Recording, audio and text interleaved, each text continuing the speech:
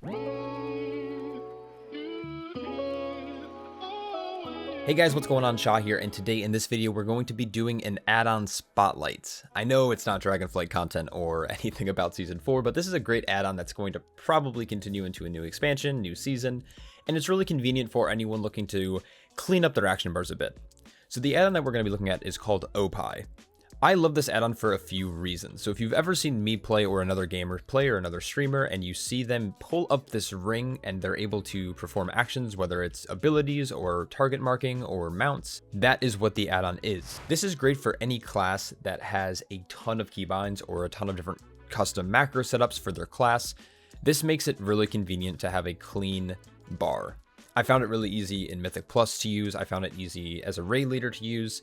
And it's great for even changing things like specializations. For example, I have a bar setup where I can change my spec pretty easily here without having to manually go in to the talent page in the spec tree and change this myself. So I'm able to all do that just from this simple add-on.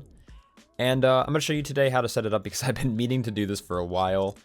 I've always wanted a mount ring, but I've never actually set one up. So we're going to be doing that here. So to use this add-on, you can do it two ways. You can either do /Opie, which will pull up your interface, or of course you can hit escape and go into your interface section here, go down to Opie, and this should be it.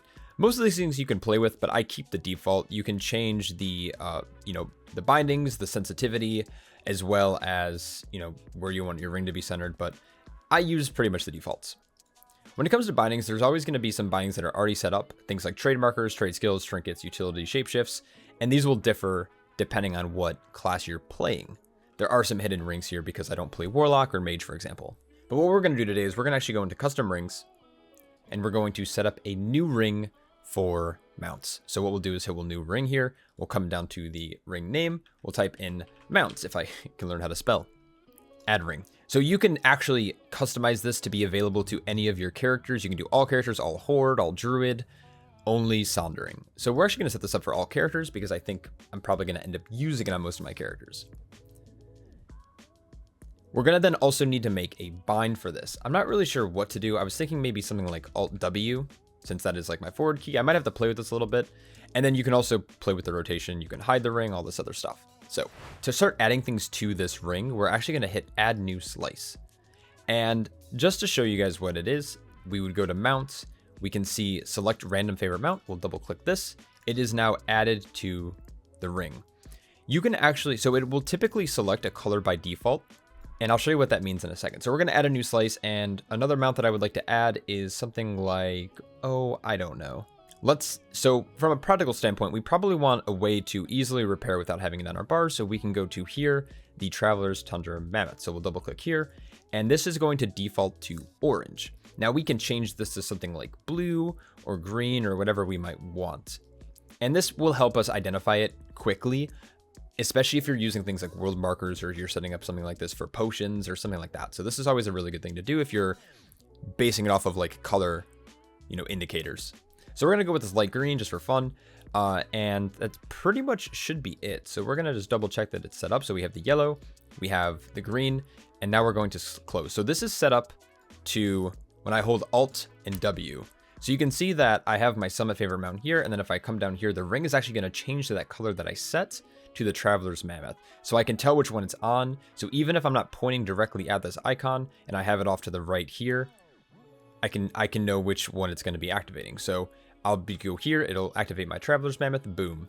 I can also use it to dismount, and then I can go up here and summon favorite mount. And it summons this little dog thing. Super cool. So if you're someone who has like the transmog mount or the auction house mount, you can add these to the bar.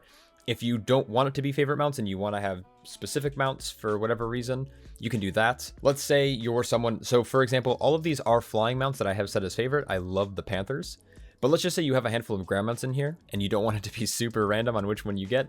You can set a specific flying mount if you'd like. So by doing that, we can go right back into Opie. We can come to the custom ring again, look at our mounts here, and then we can add a specific flying mount. So for this case, let's just use the albino drink. I'll probably end up removing this. And we want to set this default to maybe something like maybe a little bit darker, so purple. We're going to hit OK. And now same thing here. We're now going to have the 3 split. And you can see that the center ring is going to change based on the one you're doing. If you're not currently on any of them, or you don't want to actually do an action, if you put your mouse right in the center, it won't activate any of the mounts. But let's say I need to fly, I want the albino drake, so we're going to use that. Traveler's mammoth, I want to go over here to repair, or I want to just play with one of my favorite mounts. I'm in a key, and it doesn't matter if I can fly or not. So super, super great. Now, something that I don't currently do, because honestly, the potions are pretty limited, and most of the time you bake potions into a macro, for example. But we can come here and actually we'll go to Opie. We can go to custom ring. We can add a new ring. We can call this something like potions. We can add this ring, and we can again, once again, set it to any character you'd like.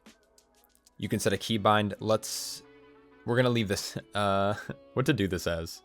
So just for this video's example, I'm going to do Alt Q here. Oops. Alt Q. That's a very weird keybind. This is not a ring that I'm actually going to keep. But we're now going to go to potions, and then we can go into items. It'll typically show you the different items you have in your bags. So if you look here, it'll show my Hearthstones, followed by the Cartel Exchange Vessel for some reason, which is Anima. But it's going to show the items you have in your bag. So if you have the items already, it's really easy. We can come here and we can say we want to use, this battle potion. So we'll double click. Then we can come down here. We can add another slice. And maybe this time we want to add maybe our invisibility pots. And maybe other consumables as well. So something like, I don't know, our shadow core oil.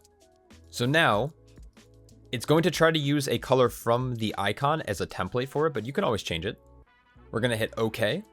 And now with Alt Q, we can see that if I'm in a key, I don't need to actually have multiple keybinds or have to open up my bags. I can simply be running. We're about to do an invis skip, and I can pop an invis potion. Or I need to apply shadow core oil because it fell off, or I need to use pots. So there's a lot of cool things you can do with Opie. It's a little bit weird to get used to, and it's now more based on where your mouse is positioned. So of course, that's why I have this little weak aura that tracks my mouse's movement. But this is a great add-on for casual players, for people who are doing raiding, people who are pushing Mythic Plus. If you have any questions about the add-on, let me know. It's a pretty fun add-on to mess around with and play with, and it makes keybinds so much easier. So, hope you guys enjoyed, hope you guys learned something from this, and I will catch you all in the next one. Take care.